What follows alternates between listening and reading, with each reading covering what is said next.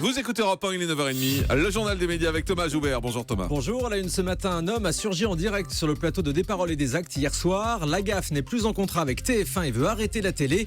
Et puis Arthur pourrait arriver en quotidienne de 17h30 à 19h sur la une. Et on commence donc avec cette intrusion en direct hier soir sur le plateau de Des Paroles et des Actes sur France 2. Hier soir, peu avant 22h, un homme a interrompu l'émission de David Pujadas consacrée au terrorisme. Il voulait apparemment protester contre l'état d'urgence en France. La sécurité est intervenue au bout de quelques secondes pour l'évacuer du plateau. Cette intrusion en direct est intervenue alors que David Pujadas interrogeait Nathalie Kosciusko-Morizet. Nathalie Kosciusko-Morizet, pardonnez-moi, je ne peux pas ne pas vous le dire. C'est la France qui bloque beaucoup aussi pour l'Europe du renseignement. La France est très proactive. Élève avocat au barreau de Paris. Je veux dénoncer ce soir, Monsieur, s'il vous plaît, non. Oui. Qui est un scandale Écoutez, certains sont là s'ils le souhaitent. Monsieur, excusez-moi, personne ne vous on ne vous entend pas parce que vous n'avez pas de micro. Donc de toute façon, on ne vous entendra pas. Voilà. Merci monsieur, mais ici, seuls ceux qui sont invités peuvent s'exprimer. Merci de nous laisser continuer cette discussion. Nathalie Kosciusko-Morizet, la France sur l'Europe de renseignement. Voilà, l'émission a repris son cours et donc l'homme a été évacué du plateau par les services de sécurité. La gaffe annonce la fin de son contrat avec TF1 et il dit qu'il compte arrêter la télé. Oui, l'animateur révèle qu'il n'est plus sous contrat avec TF1, donc entièrement libre de faire ce qu'il veut, a-t-il déclaré aux Parisiens. La gaffe ajoute qu'il met définitivement la télévision de côté. Il y revient en dilettante, dit-il, comme hier soir sur la petite chaîne AB Moteur. Dans une autre interview à Téléstar, l'animateur annonce aussi la fin de sa carrière au théâtre. Il s'interdit désormais de remonter sur scène pour faire du one-man show. La gaffe veut s'occuper de ses projets personnels. Il indique avoir quitté TF1 dans les meilleurs termes. Il n'y a pas une seule porte qui est claquée, dit-il. Après l'échec de Boom l'été dernier, la chaîne lui a proposé un projet qui ne l'enthousiasmait pas et ce que lui proposait ne leur a pas plu.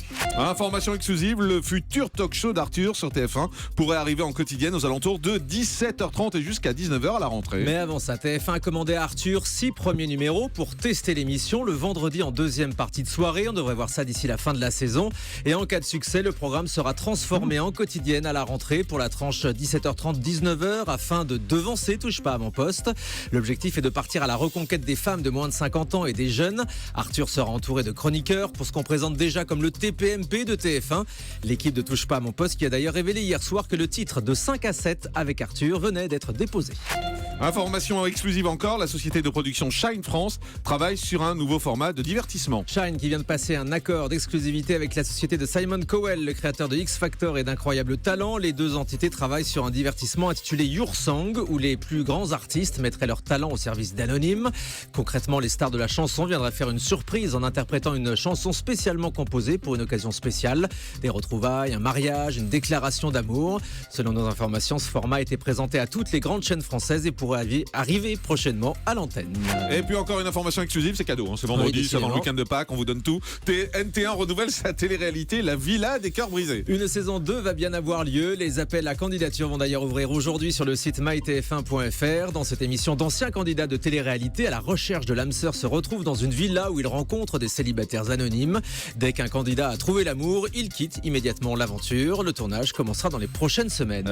W9 pourrait lancer un jeu de survie avec Moundir. L'émission mettrait en scène là encore d'anciens candidats de télé-réalité. Et à la présentation, on devrait retrouver Moundir, l'ancien participant de Koh-Lanta. Selon Télé 7 jours, il s'envolera dimanche en direction de la Thaïlande pour les besoins du tournage.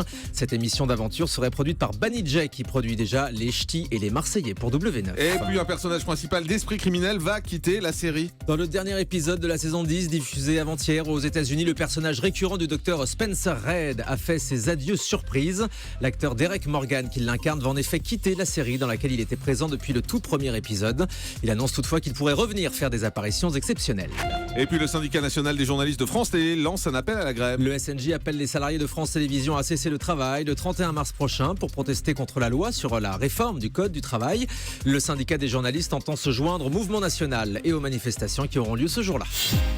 On termine avec le chiffre du jour. 257 km 500, c'est la distance de la course cycliste mythique Paris-Roubaix qui sera pour la première fois retransmise en intégralité sur France Télévisions. Ce sera le dimanche 10 avril. Le départ sera donné à 10h30 sur France 3. La course poursuivra sur France 2 de 11h45 à 13h avant de revenir sur France 3 jusqu'à l'arrivée. La reine des classiques est toujours une course impressionnante avec ses fameux passages sur les pavés dans l'enfer du Nord, comme le surnomment les cyclistes.